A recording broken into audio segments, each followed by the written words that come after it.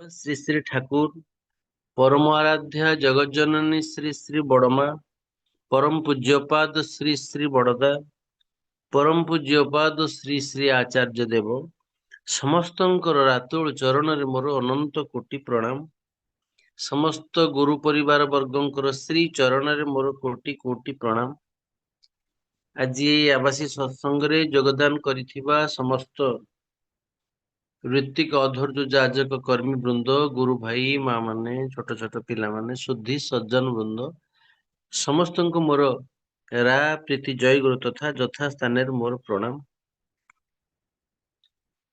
आज सुंदर भावरे आमर यही सत्संग कार्यक्रम खूब सुंदर भावरे शंख ध्वनि ठार आरंभ करी आमर कीर्तन पर्यंत अत्यंत सुंदर भावरे परिवेषण होईछि। विज्ञान भाई मते काली अचानक कहले जे भाई आपण आज आलोचना रखिबे। मु कहले हौ तो निश्चित मारिबी, किंतु प्रभुंकर इच्छा से तांकर कथा कुहाई देबे। आमे माने तो अज्ञानी मनीष भूल भटका भितर मनीष गति करे, तांको दयारु मनीष जीवन पाइछि, तांको दयारु मनीष आनंद शांति स्वस्ति निरामय जीवन यापन करुछि। जहाँ हमर अमरेंद्र भाई बोलुथिले जगतटा सारा होची भिकारी, से होचंती हि दाता, से होचंती कर्ता। जहाँ मु समस्तंकर मंगल कामना करुछि प्रभुंक पाखरे। आमे जीवन रे यदि पुरुषोत्तम को गुरु रूपे ग्रहण करी न थांतु ताहले बहु दिग आमर अंधार ही था। आमे जहाको बुझीचे भावुचे सेटा होची ठीक, आमे जहाटा करूचे सेटा होची ठीक, जहा फल रे कि ये ठीक बुझिबा भितर देई जेहेतु आमर जीवन रे ठीक लोक नाहंती, आमे आदर्श को ग्रहण करिने, तेणु आमे आमर प्रवृत्ति मुताबक चालुचे। प्रवृत्ति केबे हेले मनुष्य को ठीक रास्ता रे निए ना। प्रवृत्तिर काम हला टिके टिके एमती रंगील करी मनुष्य को विध्वस्ती आड़ को नहीं जाए। दुख जंत्रणा इत्यादि भितर जुड़ुबुड़ु करी मझिरे मझिरे से खाल टिके उज्जीवित हवा पई ताकू टिके रंग बेरंगर कथा किछि लालसा देखई दिए। किंतु जीवन रे जहार गुरु थाए से रंगील भितर को जाए ना, से जीवन को उपभोग करिवा पय तार इच्छा प्रभु को नहीं। आमर आमर बहुत विशिष्ट विशिष्ट व्यक्ति थांती जहाँकि तांकर जीवन एवं तांकर पारिवारिक जीवन ध्वस्त विध्वस्त, कारण सी भावंती जे मु जहा करूची ठीक, मोठी पैसा अच्छी मु जहा पाई ता करि परिबी, संपर्क को रखी परिबी, संपर्क को न रखी परिबी। तो एई भली चिंताधारा रे सेमाने ध्वस्त विध्वस्त हुअन्ति। किंतु गुरु ग्रहण करिथिबा सेई ज्ञानी व्यक्ति धन्याढ़ व्यक्ति से गुरु को केंद्र करी सुंदर पथरे से चले, जीवन रे शांति आनंद तृप्ति पाए, तार परिवार परिजन मध्य शांति आनंद तृप्ति रे रहंती। कारण आमे बेले ठाकुरंकर कथा अछि सत कथा कहिबा भलो, भाबिबा अनुभव करिबा आउरी भलो, सत कुह किंतु संहार आण नहीं। आमे बेले बेले कहू लोक माने कहंती जहा भी हो मु किंतु अप्रिय सत कथा कुहे, जहाटा कहबी से तो भूल करछि, तेणु भूलटा को तार भूलटा मते ही कहिया को पड़िबो। किंतु ये जो अप्रिय सत कथा जी सत कुहे सेठी अप्रियता न थाए, सेठी प्रिय जोठी प्रिय नहीं सेठी सत्य नहीं। आमे सत कथा कही जदि काहाकू काहा मन रे दुख आणु, आमे गोटे सतटा को ଲୋକକୁ ଠିକ ଭାବରେ ପରିବେଷଣ କରିପାରୁନା। ଆମେ ମଧୁର ଭାବରେ ସତ କଥା କହି ଯିଏ ଭୁଲ ବ୍ୟକ୍ତିଟା ତାକୁ ଆମେ ଉଦ୍ଧାର କରିପାରୁନା। ତାକୁ ସିଏ ଯୋଉଠି ପତିତ ଥିଲା ତାକୁ ଆମେ ଆହୁରି ପତନକୁ ନେଇଯାଉ, ଯାହା ଫଳରେ କି ସେ ସତ ପ୍ରତି ଆକୃଷ୍ଟ ନ ହୋଇ ସେ ମିଥ୍ୟା ଆଡକୁ ଗତି କରେ। ଜଳା ଯନ୍ତ୍ରଣା ଭିତରେ ପଡି ମଣିଷ ସତ ଆଡକୁ ଯିବ କଣ? ତେଣୁ ସତ କଥା କହିବା ଭଲ, ଭାବିବା ଅନୁଭବ କରିବା ଆହୁରି ଭଲ। ମୁଁ ସତ କଥା କହିଲି, ତାର ସେ ତାକୁ ଆନନ୍ଦ ଦେଲା ତ, ତାକୁ ସେ ଦୁଃଖରୁ ଉଦ୍ଧାର ମୁଁ କରିପାରିଲି ତ। କାରଣ ଠାକୁର ଏମିତି ବହୁତ କଥା ଘଟଣା ଘଟାନ୍ତି, କହନ୍ତି ମୋ ନାଁ କହିବୁନି। କେତେ ମଜା କରନ୍ତି, କେତେ ଲୀଳା ସେ କରିଛନ୍ତି। ଏମିତି ପ୍ୟାରିଦା କୁ ଜଣକୁ ପଠେଇଲେ, ଜଣ ଘରକୁ, ଆରେ ପ୍ୟାରି ତୁ ତାଙ୍କୁ ତୁ ତାଙ୍କ ଚିକିତ୍ସା କରୁଥିଲୁ, ଆଉ ତାଙ୍କ ଘରୁ ଟିକେ ଗଲୁନୁ, ବୁଝିଲୁନୁ କଣ ହେଲା କଣ ନାହିଁ। ସେତେ ଖୁସି ହବନି ତା ପିଲା କେମିତି ଅଛି, ଆଜି ତା ଘରକୁ ଯା, ମୁଁ ପଠେଇଛି ବୋଲି କହିବୁନି। ସେ ସେଠୁ ଗଲେ, ବୁଝିଲେ, ଭାଇ କେମିତି ପିଲା ଅଛି ତୁମର, ସୁସ୍ଥ ହେଲା କି ନାହିଁ? ସେ କହିଲେ ଆଜ୍ଞା ଆଜ୍ଞା ମୁଁ କହିପାରିନି, କିନ୍ତୁ ଦେଖ ତୁମେ ମାନେ ସତ୍ସଙ୍ଗୀ, ତୁମର କେତେ ଦରଦ, ମୋର ପିଲାର ଦେହ ଖରାପ ଭଲ ହେଲାଣି, ତୁମର କେତେ ଚିନ୍ତା। ସେ ଆସି ମଧ୍ୟ ଠାକୁରଙ୍କୁ କହିଛନ୍ତି, ଠାକୁର ଆପଣ ଏମିତି ସୁନ୍ଦର ଭାବରେ ମଣିଷ ଗଢିଛନ୍ତି, ତାଙ୍କର କେତେ ଦରଦ, ସେ କେତେ ମଣିଷକୁ ଭଲ ପାଆନ୍ତି, ଅନ୍ୟର ଦୁଃଖରେ କେତେ ଦୁଃଖୀ ହୁଅନ୍ତି, କିନ୍ତୁ ସବୁ କରିଛନ୍ତି ସେଇ। ତେଣୁ ଆମେ ଯଦି ତାଙ୍କର ଚରଣାଶ୍ରିତ ସବୁ ଆମର ପ୍ରବୃତ୍ତି କି ଛାଡି ତାଙ୍କର ସଂସ୍କାର ଯଦି ଆମେ ସଂସ୍କାରିତ ହଉ, ତାହେଲେ ଆମେ ଜୀବନରେ ଉଦ୍ଧାର ହୁଏ। ସତକୁ ଆମେ ଛୁରୀଟା, ସତର ପଥ ଏକଦମ ତୀକ୍ଷ୍ଣ ଧାରୁଆ, ଯଦି ଅଲମ ବିଲମ ହୁଏ ସେଇଟାକୁ କଟିଯାଏ, ରକ୍ତାକ୍ତ ମଣିଷ ହୁଏ, ଦୁଃଖ ପାଏ, ଯନ୍ତ୍ରଣା ପାଏ। କିନ୍ତୁ ସତକୁ ଆମେ ଏଇଭଳି ଭାବରେ ଛୁରୀକି ବ୍ୟବହାର କରୁ, ଆମର ବହୁତ ଉପକାରରେ ସେ ଆସେ।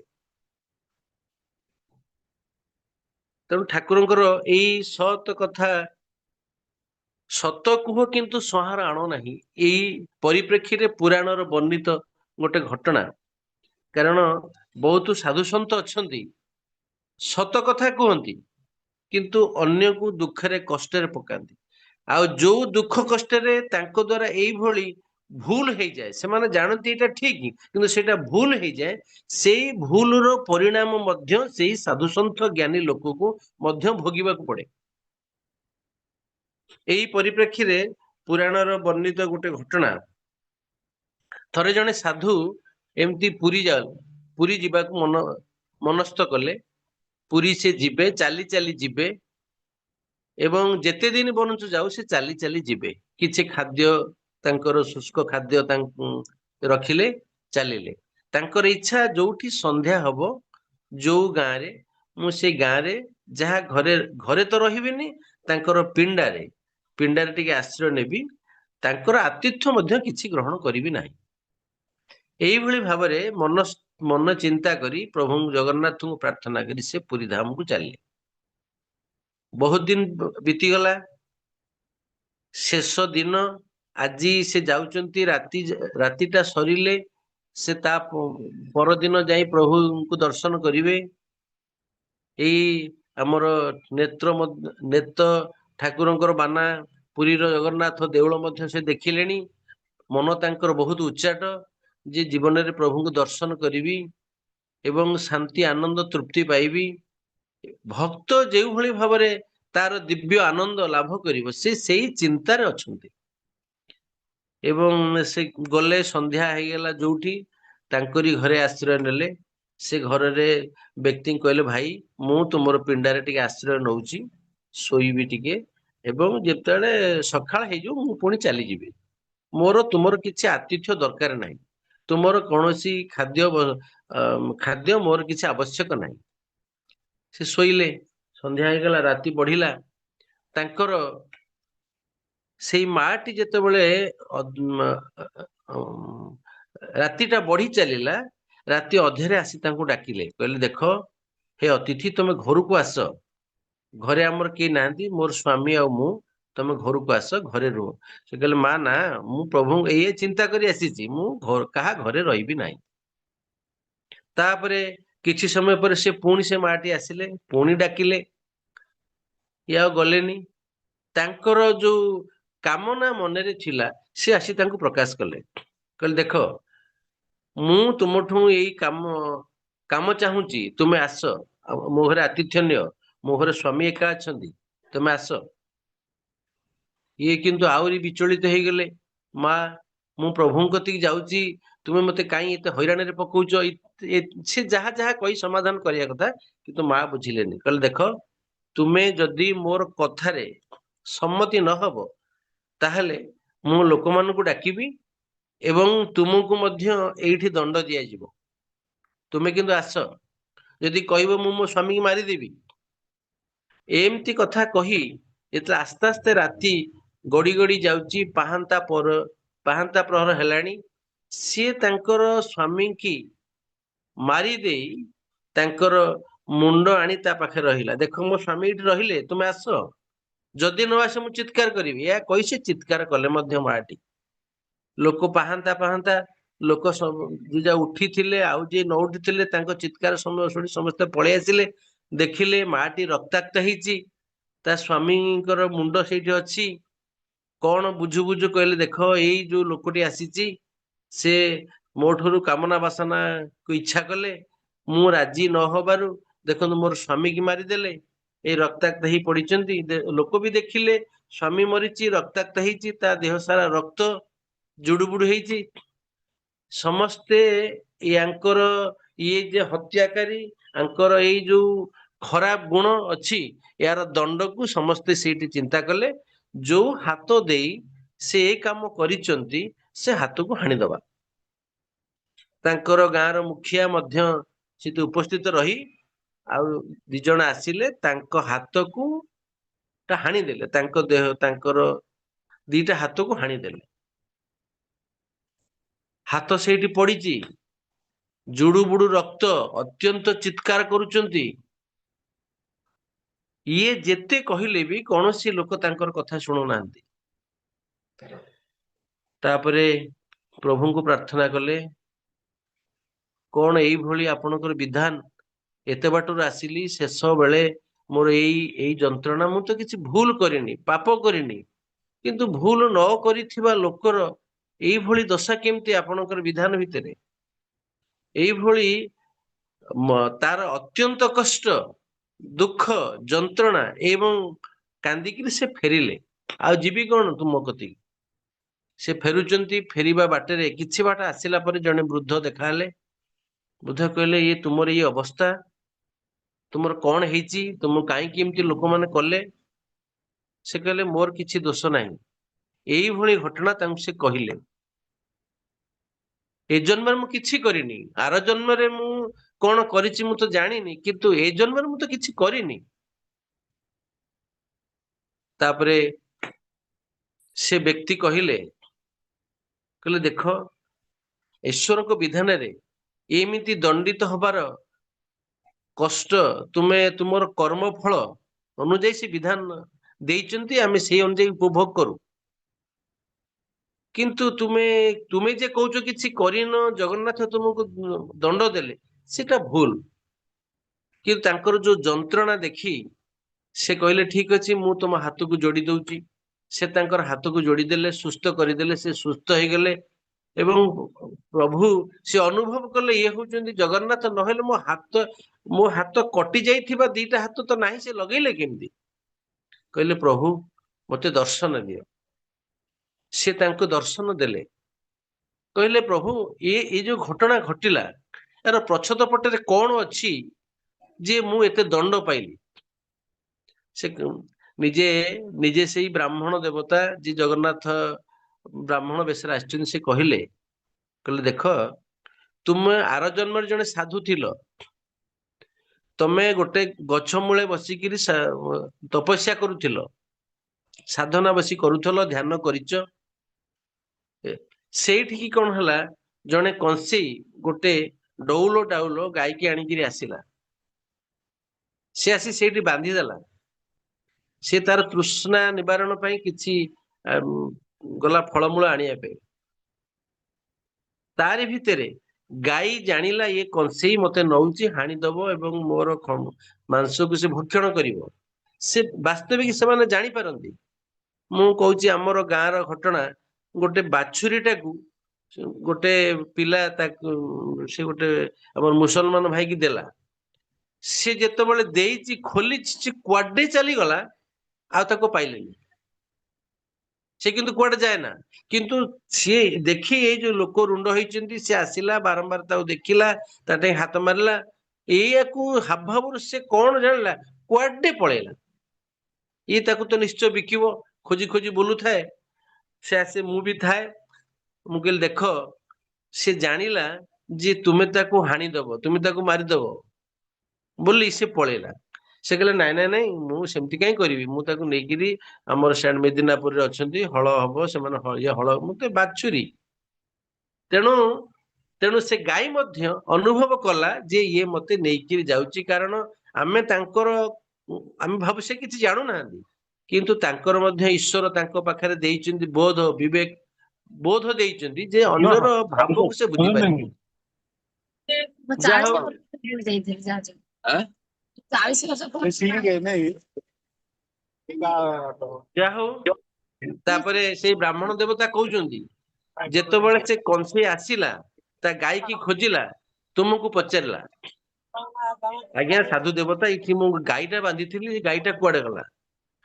ଗାଈଟା ଯୁଆଡେ ଯାଇଥିଲା, ତୁମ ତାକୁ ସେ ବାଟଟା ବତେଇଦେଲ। ସେ ଯୋଉଠି ଲୁଚି ଥିଲା, ସେଇ କଂସେଇ ଯାଇ ତାକୁ ପୁଣି ଆଣିକିରି ଆସିଲା, ନେଇକିରି ଗଲା, ଏବଂ ତାକୁ ମଧ୍ୟ ବଳି ଦେଇ ବା ତାକୁ କାଟିକି ତା ମାଂସ ନିଜେ ଖାଇଛି ଏବଂ ମଧ୍ୟ ବିକ୍ରି କରିଛି।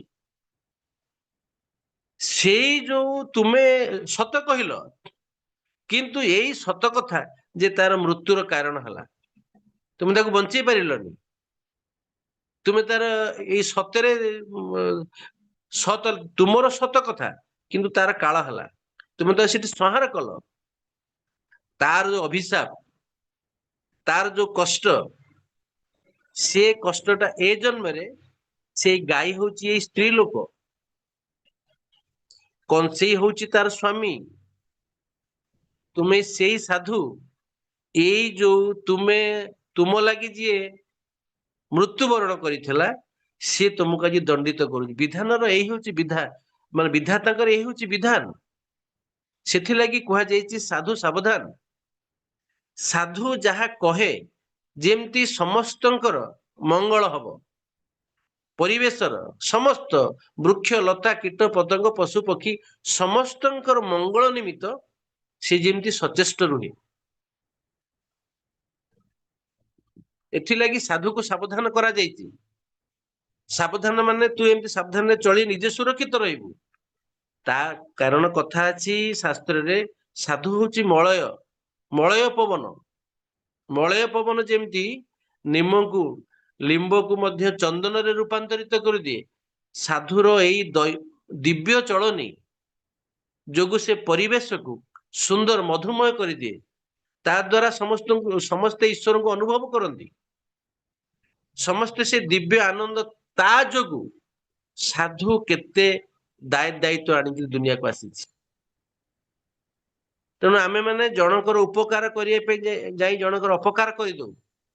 ଅପ୍ରିୟ ସତ କଥା ଆମେ ଟାଣରେ କହୁ, କିନ୍ତୁ ଶାସ୍ତ୍ରର ମତ ଏଇଆ, ସତ କଥା କହିବା ଭଲ, ଭାବିବା ଅନୁଭବ କରିବା ଆହୁରି ଭଲ। ଠାକୁର ଆମକୁ ଏଇ ସତ କେମିତି ଆମେ ହବା, ଆମ ଭିତରୁ କିଭଳି ଭାବରେ ସତକୁ ସେ କାଢିବେ, ତାଙ୍କର ସେଇଟା ଚେଷ୍ଟା। ଥରେ ସୁଶୀଲ ଦା ଲେଖିଛନ୍ତି ତାଙ୍କର ବହିରେ, ପଢୁଥିଲି, ଥରେ କଣ ହେଇଛି, ସେ ସମସ୍ତେ ବସିଛନ୍ତି, ଜଣେ ବ୍ୟକ୍ତି ଆସିଲେ। ସେ ବ୍ୟକ୍ତି ଆସିକିରି ଶ୍ରୀ ଶ୍ରୀ ବଡଦାଙ୍କର ବିରୁଦ୍ଧରେ କହିଲେ,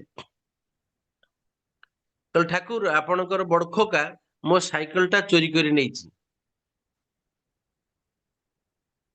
ସମସ୍ତେ ବସିଛନ୍ତି, ଠାକୁର ଆଶ୍ଚର୍ଯ୍ୟ ହେଲେ, ସତ କହୁଛୁ ତୁ ବଡଖୋକା ତ ସାଇକେଲ ଚୋରି କରିଛି? ନା ହଁ ଠାକୁର। ମୋ ସାଇକେଲ ନାହିଁ ମୁଁ ଦେଖିଲି, ତେଣୁ ବଡଖୋକା ହିଁ ମୋ ସାଇକେଲ ନେଇଛି। ସାଙ୍ଗେ ସାଙ୍ଗେ ଠାକୁର କଣ ନ ଜାଣନ୍ତି, ଠାକୁର ସାଙ୍ଗେ ସାଙ୍ଗେ ତାର କଥାରେ ମଣିଷ ଯୋଉ ଭଳି ଆଚରଣ କରେ ତାକୁ ସେଇଭଳି ଭାବରେ ତାକୁ ସେ ଉଦ୍ଧାର କରିବା ପାଇଁ ହେଲେ ତାଙ୍କୁ ପଦକ୍ଷେପ ନେଲେ। ଠାକୁର କହିଲେ ବଡଖୋକାକୁ ଡାକ। ବଡଖୋକା ଆସିଲେ, ବଡଦା ଆସିଲେ, ବଡଦାଙ୍କୁ ପଚାରିଲେ ତୁ ତା ସାଇକେଲ ଚୋରି କରିଛୁ? ବଡଦା ମନା କଲେ, ନା ନା ଠାକୁର ମୁଁ ତାଙ୍କ ସାଇକେଲ ଚୋରି କରିନି। ଗୋଟେ ବାଡି ଆଣ। ବାଡିଟା ଆସିଲା, ସତ କଥା କହ ତୁ ତା ସାଇକେଲ ଚୋରି କରୁଛୁ? ଠାକୁର କହୁଛନ୍ତି ସତ କଥା କହ, ଏବେ କହିକିରି ବାଡଉଛନ୍ତି। ଏଇଭଳି ଭାବରେ ଏମିତି ଠାକୁର ବଡଦାଙ୍କୁ ବାଡଉଛନ୍ତି। ସେଇ ସମୟରେ ଛୋଟଦା ବିବେକ ଚକ୍ରବର୍ତ୍ତୀ ସେ ତ ସାନ ହେଇଥାନ୍ତି, ସେ ଆସିଲେ ଠାକୁରଙ୍କୁ ବାରଣ କଲେ ଏବଂ ଠାକୁର ଯେମିତି ବାଡେଇବା ଚାଲିଛନ୍ତି ସେ ବଡଦାଙ୍କୁ କୁଣ୍ଢେଇ ପକେଇଲେ। କିଛିଟା ପାହାର ମଧ୍ୟ ଛୋଟଦାଙ୍କ ଉପରେ ପଡିଲା। ସୁଶୀଲା ଯାଇ ବଡମାଙ୍କୁ କହିଲେ ଏଇଭଳି ଘଟଣା ହଉଛି, ଠାକୁର ଅତ୍ୟନ୍ତ ରାଗି ଯାଇଛନ୍ତି, ତାଙ୍କର ଦେହରୁ ଝାଳ ବାହାରୁଛି, ଆପଣ ଆସନ୍ତୁ। ବଡମା କହିଲେ ତୋର ପିତା କେମିତି ସନ୍ତୁଷ୍ଟ ହେବେ ତୁ ସେଇଟା ଜାଣିନୁ? ମତେ ଯିବାକୁ ପଡିବ। ତାପରେ ଫେରି ଆସିଛନ୍ତି, ଠାକୁରଙ୍କୁ କାକୁତି ବିନତି ହେଇ କହିଛନ୍ତି। ଠାକୁର ଶାନ୍ତ ହେଇଛନ୍ତି। ଠାକୁର ସମ୍ପୂର୍ଣ୍ଣ ଶାନ୍ତ ହେଲା ପରେ, ପରିବେଶ ଶାନ୍ତ ହେଲା ପରେ ସେ ତାଙ୍କୁ ପଚାରିଲେ ଠାକୁର ଆପଣ କଣ ଜାଣନ୍ତିନି ସତଟା କଣ? ଯେ ବଡଦା ଯେ ସାଇକେଲ ଚୋରି କରିଥିଲେ ସେଇଟା ଯେ ସତ ବୋଲି ଆପଣ ଜାଣନ୍ତିନି? ନା ମୁଁ ଜାଣେ। ଏଇ ଯୋଉ ବାଡେଇବା ଭିତରେ ସେଇ ଯୋଉ ଲୋକଟା ଥିଲା, ସେ ଆଉ ତାର ଯୋଉ ମିଛର ଆଶ୍ରୟ ନେଇକିରି ଏ କଥାଟା କହିଥିଲା, ସେ କିନ୍ତୁ ନିଜକୁ ଆଉ ସମ୍ଭାଳି ପାରିଲାନି। ସେ କହିଲା ଠାକୁର ଆପଣ ବାଡାନ୍ତୁନି, ସାଇକେଲ ଟା ମୁଁ ଲୁଚେଇ ଦେଇକିରି ଆସିଛି, ଆଉ ବଡଦାଙ୍କ ନାଁରେ ଆସି ମିଛ କହିଛି। ସେ ଲୋକ କହିଲା ନା କାହିଁକି ତୁ ଏମିତି କହିଲୁ? ସେ କହିଲେ ଯେ ବଡଦାଙ୍କର ମୋର ବଚସା ହେଇଥିଲା, ଆଉ ମୁଁ ତାଙ୍କ ଉପରେ ରାଗିକିରି ଏଇଭଳି ଭାବରେ ଆପଣଙ୍କୁ କହିଲି। ଠାକୁର ମୁଁ କିନ୍ତୁ ସାଇକେଲ ଟା ଲୁଚେଇ ଦେଇକିରି ଆସିଛି। ଠାକୁର ଆଉ କିଛି କହିଲେନି। ଯେତେବେଳେ ସୁଶୀଲ ଏଇଟା ପଚାରିଲେ, ଠାକୁର କହିଲେ ମୁଁ ବଡଦା କହୁଥିଲି ସତ କହ। ବଡଦାକୁ ମୁଁ ବଡଖୋକାକୁ ସିନା କହୁଥିଲି ସତ କହ ବୋଲି, କିନ୍ତୁ ଯୋଉ ଲୋକଟେ ମିଛର ଆଶ୍ରୟ ନେଇଛି ତା ପାଖରୁ ସତଟା କାଢିବା ପାଇଁ ମୁଁ ବଡଖୋକାକୁ ମାରୁଥିଲି। ଏବଂ ସେଥିରେ ମଧ୍ୟ ସେ ଯୋଉ ଆଶ୍ରୟ ନେଇଥିଲା ମିଥ୍ୟାର, ସେ ଆଶ୍ରୟଟା ତାର କୁଆଡେ ଉଭେଇ ଗଲା। ସେ ଆଉ ନିଜକୁ ସମ୍ଭାଳି ସତକୁ ପରିପ୍ରକାଶ କରିବା ପାଇଁ ସେ ଆଉ କିଛି ଅନ୍ୟ ଉପାୟ ନ ପାଇ ସତ୍ କଥା କହିବାକୁ ବାଧ୍ୟ ହେଲା। ଆଉ ସେ ଜୀବନରେ ତାର ମିଛ କହିବନି। ଆଚ୍ଛା, ପୁଣି ଠାକୁର କହୁଛନ୍ତି ଯେ ବଡଖୋକା ର ଯିଏ ତାର ସହିତ ବଚସା ହେଲା, କାହିଁ ହବାକୁ ଗଲା? ଯଦି ବଚସା ହେଲା, ପୁଣି ତାକୁ ସେଇ ଭଲ ତା ମନରେ ଯୋଉ ବିରକ୍ତି ଭାବକୁ ସେ କାହିଁକି ତାକୁ ନିବାରଣ ନ କଲା? ଦେଖନ୍ତୁ ଠାକୁର ଆମଠୁ କେତେ ମାନେ କଣ ଇଚ୍ଛା, ଆମେ କୋଉ ଭଳି ମଣିଷ ହବା ସେ ଇଚ୍ଛା କରନ୍ତି ଏବଂ ନିଜେ ଆଚରଣ କରିଛନ୍ତି ତାଙ୍କର ପରିବାର ପରିଜନ ଭିତରେ। ଯିଏ ଠାକୁର କହୁଛନ୍ତି ମୁଁ ଯାହା ବଡଖୋକା ସେଇଆ। ସିଏ ନିଜକୁ ନିଜେ ଦଣ୍ଡ ଦଉଛନ୍ତି। ମୋର ପିଲାମାନେ ଏଇଭଳି, ମୁଁ ଆସିଛି, ମୁଁ କହୁଛି ତାଙ୍କର ଭଲ ପାଇଁ, ସେମାନେ ବୁଝିପାରୁନାହାନ୍ତି। ଏଇଭଳି ଆମ ଠାରୁ ସତଟାକୁ କାଢିବା ପାଇଁ ସେ କେତେ କଷ୍ଟ ପାଆନ୍ତି। ତେଣୁ ଆମେମାନେ ଯେ ତାଙ୍କର ମନ ମୁତାବକ ମଣିଷ ହବା ସେ ସେଟା ଚାହାନ୍ତି। ଆମ ମାନଙ୍କର ସମସ୍ତଙ୍କର କାମ ଏଇ ଯୋଉ ଜାଗତିକ ପ୍ରାପ୍ତି ନୁହଁ, ଆମ ଭିତରୁ ଲୋଭ, କ୍ରୋଧ, ହିଂସା, ପରସ୍ତ୍ରୀ କାତରତା ଏଇଟା ଯଦି ପତଳା ନ ହେଲା, ଏଇଟା ଯଦି ଆମେ ଠାକୁରଙ୍କୁ ଧରି ଏଇଟାକୁ ଯଦି ଉପଶମ ନ କଲୁ, ଦ୍ରବୀଭୂତ କରିକିରି ସୁଗୁଣରେ ଯଦି ଆମେ ବିଭାବିନିତ ନ ହେଲୁ, ତାହେଲେ ଆମ ଭିତରେ ସେ ପ୍ରବେଶ କରିପାରିବେନି। ଆମ ଭିତରେ ଯୋଉ ଠାକୁରତ୍ଵ ଜାଗ୍ରତ ହବାର, ଠାକୁର ଯାହା କହିଛନ୍ତି ଠାକୁରତ୍ଵ ଜାଗ୍ରତ ନହେଲେ ତୁମର କେନ୍ଦ୍ର ବି କେହି ନୁହନ୍ତି, ଠାକୁର ବି କେହି ନୁହନ୍ତି, ମାନେ ଠାକୁର ବି ନୁହନ୍ତି। ତାହେଲେ ଆମର ଏଇ ଯୋଉ ଚଳନି ଯଦି ତାଙ୍କ ସଂସ୍କାରକୁ ନ ଆସିଲା, ତାହେଲେ ଠାକୁର ତ ମୋ ପାଖରେ ନାହାନ୍ତି। ମୁଁ ଯେତେ ଭେଳିକି ଦେଖେଇଲେ ବି, ଯେତେ ଭଲ କଥା କହିଲେ ବି, ଯେତେ ଏମିତି ବାହାର ଚାକଚକ୍ୟ ଭିତରେ ଗଲେ ବି, ମୋର ପ୍ରଭୁ କିନ୍ତୁ ମୋର ନୁହନ୍ତି। ମୋ ଭିତରେ ତାଙ୍କର ଠାକୁରତ୍ଵ, ତାଙ୍କର ଗୁଣାବଳୀ ଜାଗ୍ରତ ହେଇପାରିଲା ନାହିଁ। ତେଣୁ ସିଏ ଆମଠୁ ସେଟା ଚାହାନ୍ତି। ବହୁତ ଆମର ଜଗନ୍ନାଥ ଦର୍ଶନ ଆଜିକାଲି ବେଳେ ବେଳେ ସିଦ୍ଧାର୍ଥ ଟିଭିରେ ବେଳେ ବେଳେ ବହୁତ ଅନୁଭୂତିର କଥା, ଯୋଉମାନେ ଭକ୍ତ ଯାଉଛନ୍ତି ଆମର ସେଠି ତାଙ୍କୁ କହୁଛନ୍ତି, ମା ତୁମର ଅନୁଭୂତି କଣ? ଠାକୁର ଯେ କହୁଛନ୍ତି ଜୀବନ ନାଥ ଯେ ଜଗନ୍ନାଥ, ଏଇଟା ଆମେ ଭ୍ରମରେ ପଡିକି ତାଙ୍କୁ ଜାଣିପାରୁନା। ଆମେ ଗୋଟେ ଖାଲି ଯାଉ ପ୍ରାପ୍ତି ପ୍ରାପ୍ତି ଇସାରେ, କିନ୍ତୁ ପ୍ରାପ୍ତି ଯେ ମୋ ପାଖରେ ଅଛି, ଯିଏ କସ୍ତୁରୀ ମୃଗ ଯିଏ ଘୁରି ବୁଲେ, ଏଇ ଯୋଉ ସୁନ୍ଦର ବାସ୍ନା କୋଉଠୁ ଆସୁଛି? ମୋ ପାଖରେ ସବୁ ଅଛି, ଯାହା ବ୍ରହ୍ମାଣ୍ଡରେ ଅଛି ତା ମୋ ଭିତରେ ଅଛି। ମୁଁ ତାକୁ ପରିସ୍ଫୁଟ କରିବା ପାଇଁ ହେଲେ ଆଦର୍ଶ ଦରକାର। ଆଦର୍ଶକୁ ନେଇ ମତୁଆଲ ହେଇ ମତେ ଚଳିବାକୁ ପଡିବ। ସାକ୍ଷାତକାରରେ ଜଣେ ଜଗନ୍ନାଥ ପ୍ରେମୀ ଭକ୍ତ ଜଣେ ସେ କହୁଥିଲେ, କହିଲେ ଦେଖ ମୋର ଜୀବନ, ମୁଁ ଏତେ ଛୋଟ ହେଇଥିଲି, ମୋ ଛୋଟବେଳେ ମୋର ମା ବାପା ଚାଲିଗଲେ, କେମିତି ଚଳିବି କଣ କଲି? ମତେ ଜଣେ ଆଣିକି ରଖିଲେ, ଖାଇବାକୁ ଦେଲେ, ମୁଁ ତାଙ୍କ ଘରେ କାମ କଲି। ଏମିତି କାମ କରିବା ଭିତରେ ମୁଁ ଆସ୍ତେ ଆସ୍ତେ ବଡ ହେଇ ଚାଲିଲି। ମୁଁ ତାଙ୍କର ପ୍ରିୟ ଭାଜନ ହେଲି। ଯେତେବେଳେ ବଡ ହେଲି, ସେ ମତେ ବିବାହ କରିଦେଲେ। ବିବାହ କଲା ପରେ କିଛି ବର୍ଷ ପରେ ମୋର ସ୍ତ୍ରୀ ମରିଗଲା। ପିଲାପିଲି କିଛି ହେଇନଥିଲେ, ମୋ ସ୍ତ୍ରୀ ମରିଗଲା। ମନରେ ଗୋଟେ ବିତୃଷ୍ଣା ଆସିଲା ଯେ ଛୋଟ ବେଳୁ ପିତାମାତାଙ୍କୁ ହରେଇଥିଲି, ମୋର ଭାଇ ବନ୍ଧୁ ଆଉ କେହି ନାହାନ୍ତି, ଭଉଣୀ ନାହିଁ, ଯାହାକୁ ବାହା ହେଲି ସେ ମଧ୍ୟ ଚାଲିଗଲା। ତେଣୁ ଇଏ ମୋର ଗୋଟେ ଅଭିଶପ୍ତ ଜୀବନ, ଏ ଜୀବନ ରଖି ଆଉ ଲାଭ ନାହିଁ। ଏଇ ଜୀବନଟାକୁ ମୁଁ ଆତ୍ମହତ୍ୟା କରିବି। କାଲି ମୁଁ ଯାଇ ମୋର ତ କେହି ନାହାନ୍ତି, ମୋ ପାଇଁ ଭାବିବ କିଏ? ଏଇ ଚିନ୍ତା କରିକି ଶୋଇଛନ୍ତି। ସକାଳକୁ ଯିବେ, ତାଙ୍କର ଗୋଟେ ଛୋଟ ଦୋକାନ ଥିଲା, ସେ ଦୋକାନକୁ ଯାଇଛନ୍ତି, ଯାଇକିରି ବସିଛନ୍ତି। ଜଣେ ଆମର ଋତ୍ଵିକ ଦେବତା ଯାଇ ପହଞ୍ଚିଲେ, ତାଙ୍କୁ ସବୁ ଭଲ ମନ୍ଦ କଥା ପଚାରିଲେ। ସେ ତାଙ୍କର କାହାଣୀ କହିଲେ। ଇଏ କହିଲେ, ଦେଖ ଜଗନ୍ନାଥ କହି ଯେ ଜୀବନ୍ତ ନାଥ ହେଇ ଆସିଛନ୍ତି, ତମେ ତାଙ୍କୁ ଗ୍ରହଣ କର, ତୁମର ସମସ୍ତ ଦୁଃଖ ଯିବ, ତୁମେ ତାଙ୍କୁ ଭଲ ପାଅ, ତାଙ୍କ ଅନୁଯାୟୀ ଟିକେ ଚଳ, ଦେଖିବ ତୁମ ମନରେ ଯୋଉ ଅଶାନ୍ତ ର ଅଗ୍ନି ଦାଉ ଦାଉ ହେଇ ଜଳୁଛି, ସେ ନିର୍ବାପିତ ହବ, ତମେ ଗୋଟେ ରାହା ନିଶ୍ଚିତ ପାଇବ। ଏମିତି କହିକିରି ସେ ତାଙ୍କୁ ତାଙ୍କର ମନରେ ଟିକେ ପରିବର୍ତ୍ତନ ଆଣିଲେ। ପୁଣି କିଛି ଦିନ ପରେ ସେ ଆସିଲେ, ତାଙ୍କ ଜିନିଷ ପତ୍ର ମଧ୍ୟ ତାଙ୍କ ପାଖରୁ କିଛି ନେଲେ। ସେ ତାଙ୍କୁ ବହୁତ ଦିନ ପୂର୍ବରୁ ଗୋଟେ 100 ଟଙ୍କା ମାଗିଥିଲେ, ସେ ତାଙ୍କୁ ଆଉ ଦେଇନଥିଲେ। ସେ ଚିନ୍ତା କଲେ, ଇଏ ମତେ ଏତେ କଥା କହୁଛନ୍ତି, ମୋର ତ ଏମିତି, ମୋର ତ ଯିବା କଥା ମତେ ଅଟକେଇ ଦେଲେ, ଯଦି ଯଦି ଯେବେ ଆସିବେ, ଯଦି ମୋର ସେଇ 100 ଟଙ୍କା ମତେ ଦେବେ, ମୁଁ ଜାଣିବି ସେ ମୋ କଥା ବୁଝୁଛନ୍ତି, ଜଗନ୍ନାଥ ମୋ କଥା ବୁଝୁଛନ୍ତି। ଇଏ ବି ଆସିଲେ, କଥାବାର୍ତ୍ତା ହେଲେ, କହିଲେ ଭାଇ ଆଉ ତୁମେ ମତେ କହିଥିଲ, ମୋର ସେଥିରେ ନଥିଲା, ଏବେ ଅଛି 100 ଟଙ୍କା, ତୁମେ ନିଅ।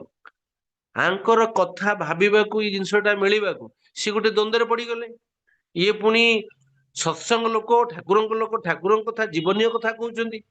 ତାପରେ ଚିନ୍ତା କଲେ, ତାପରେ ସେ ଗଲେ, କିଛି ଜିନିଷ ନେଇଗଲେ। ତାପରେ କିଛି ଦିନ ପରେ ଆସିଲେ। ଇଏ ଚିନ୍ତା କରିଛନ୍ତି, ଯଦି ସେ ଆସିକିରି ମତେ ଗୋଟେ ବହି ଠାକୁରଙ୍କର ଦେବେ, ଯୋଉ ବହିରେ ପଢିଲେ ମତେ ଭଲ ଲାଗିବ, ତାହେଲେ ମୁଁ ଜାଣିବି ଯେ ଠାକୁର ଜୀବନ ମାନେ ଜୀବନ୍ତ ଅଛନ୍ତି ବୋଲି। ସିଏ ବି ଆସିଲେ, କଥାବାର୍ତ୍ତା କଲେ, କୋଉଠି ଯାଇଥିଲେ ସତ୍ସଙ୍ଗ, ଆସିଲେ, ଆସି କହିଲେ ଭାଇ ଦେଖ ଗୋଟେ ବହି ତୁମ ପାଇଁ ଆଣିଛି, ତୁମେ ଏଟା ବହିଟା ରଖ, ରଖ ପଢିବ। ତୁମେ ଦେଖିବ ଯେତେବେଳେ ତୁମର ଦୁଃଖ ଆସିବ, ତମେ ଯୋଉଟାକୁ କାଢିବ ସେଇଥିରେ ତୁମର ସମାଧାନ ଅଛି। ଇଏ ଆହୁରି ଆଶ୍ଚର୍ଯ୍ୟ ହେଇଗଲେ, କହିଲେ ମୁଁ ଯାହା ଭାବୁଛି ଫଳି ଯାଉଛି। ଏଇଟା ଦ୍ଵିତୀୟ ଘଟଣା ଗଲା। ତାପରେ ଚିନ୍ତା କଲେ, ହଁ ମୁଁ ଦୀକ୍ଷା ନେବି, ନେବି ଯେ ଏଇଥର ଯେତେବେଳେ ଆସିବେ, ସେ ଯଦି ମତେ ତାଙ୍କର ଠାକୁରଙ୍କର ଗୋଟେ ଫଟୋ ଦେବେ, ତାଙ୍କର ସତ ମୁଁ କହିବିନି, ତାହେଲେ ମୁଁ ଦୀକ୍ଷା ନେବି, ତାହେଲେ ମୁଁ ତାଙ୍କ ଜୀବନରେ ଗ୍ରହଣ କରିବି। ସେ ମଧ୍ୟ କିଛି ଦିନ ପରେ ଆସିଛନ୍ତି, ଆସିଲା ପରେ କଥା ହେଲେ, ତାଙ୍କଠୁ କିଛି ସଉଦା ନେଲେ। ବାହାରିଲା ବେଳକୁ ତାଙ୍କ ପାଖରେ ଆମର ଯୋଉ ପ୍ଲାଷ୍ଟିକ ର ଥାଏ 4 ଟିକିଆ ଫଟୋ, ସେଟା ଥିଲା ଠାକୁରଙ୍କର, ସେଟା ଗଳି ପଇଲା। ଗଳି ପଇଲା, କହିଲା ଭାଇ ଏଇଟା ମୁଁ ତମ ପାଇଁ ତ ଆଣିଥିଲି, ମୋର ମନେ ନଥିଲା, ଏଇ ଫଟୋଟାକୁ ରଖନ୍ତୁ, ଦୋକାନରେ ରଖିବେ, ଏଇଟା ଭଲ ଲାଗିବ, ଆଉ ରଖନ୍ତୁ। ସେ ଆହୁରି ଆଶ୍ଚର୍ଯ୍ୟ, କହିଲା ଦେଖ ମୋର ସମସ୍ତ କଥା ହିଁ ଫଳି ଯାଉଛି।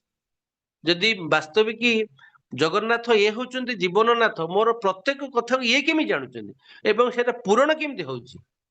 ଯାହା ହଉ ସମସ୍ତ ହେଲା ପରେ ତାର ଯୋଉ ତାର ଜୀବନର ଯୋଉ ଶେଷ ପର୍ଯ୍ୟାୟ ଥିଲା, ଚାଲିଯିବ, ସେ ପୁଣି ଫେରି ପାଇଛନ୍ତି। ଏତେ ସେ କହୁଥିଲେ, ଫେରି ପାଇଲେ ଏବଂ ଦୀକ୍ଷା ନେଲେ। ମୁଁ ଦୀକ୍ଷା ନେଇ ବର୍ତ୍ତମାନ ମୁଁ ମୋ ଜୀବନକୁ ଆଉ ଗୋଟେ ନୂଆ ଢଙ୍ଗରେ ଉପଭୋଗ କରୁଛି ବୋଲି କହିଲେ।